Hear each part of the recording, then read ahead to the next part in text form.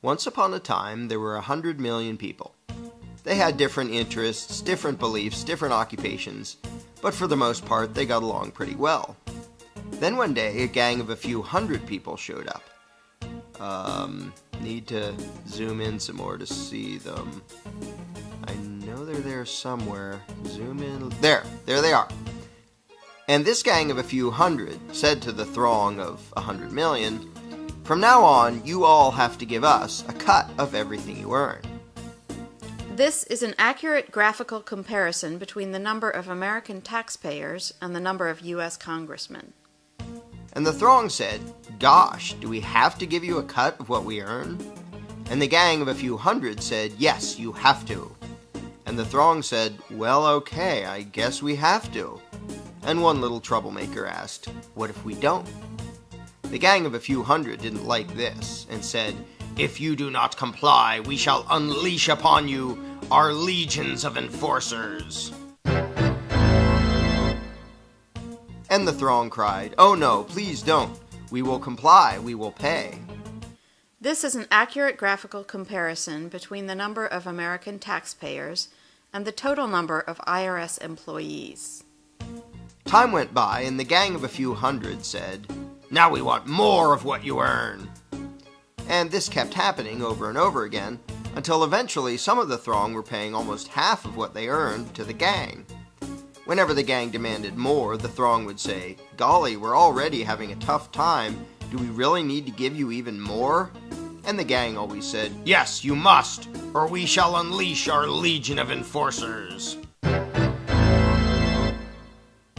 Now the gang of a few hundred was getting trillions of dollars every year, spending it on wars and pyramid schemes, giving away goodies to their friends, buying influence, and doing lots of other things.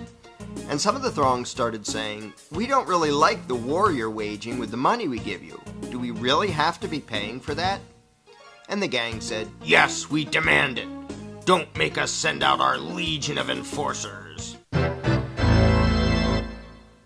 And some of the throng said, "You're taking our money and giving it to huge corporations and giant banks, and some people who just don't want to work. A lot of these things we don't like."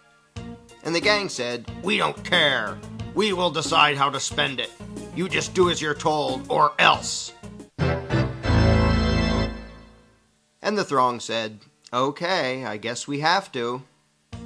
But eventually the throng got so fed up, so angry, that they took a drastic step. One day they said to the gang, "We don't like what you're doing. We want a new gang."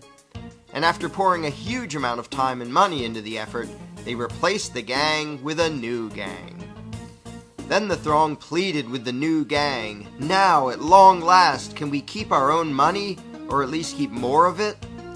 And the new gang said, "Sorry, but after much discussion, we've decided that you can't. You have to keep giving us what you've been giving, in fact, a little bit more than before."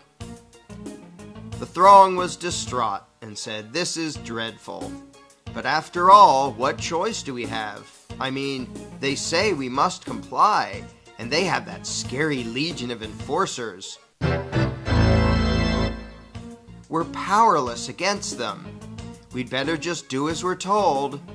So they did as they were told, got poorer and poorer, and lived miserably ever after. But after all, what else could they have done? What power could this throng possibly have compared to this gang of a few hundred and their enforcers? What chance would this thing have against this thing? How could these 100 million people ever hope to successfully resist the awesome power of this tiny little dot? In case anyone missed this, let's review. Here's them.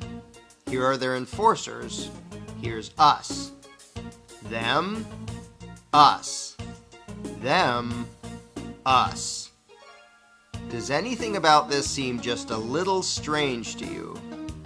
Are you perhaps wondering, why does the throng need the permission of the dot to do anything? Why do these people feel the need to ask this tiny little dot if they can keep more of what they earn?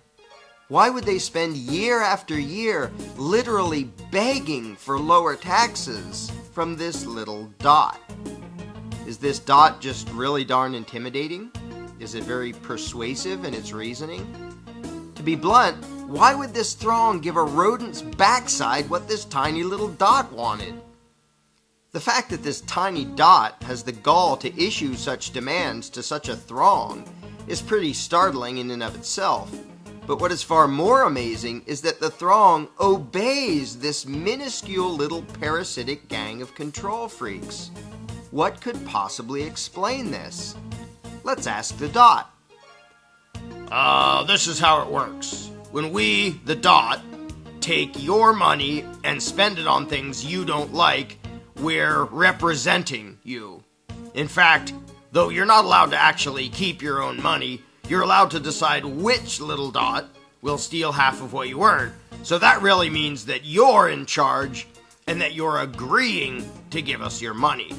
In fact, we, the dot, are serving you when we take your money and spend it on things you don't like. And so you should thank us and treat us with great respect and honor for having robbed you on your behalf for your own good in order to serve you by doing things you don't want us to do. So there you have it.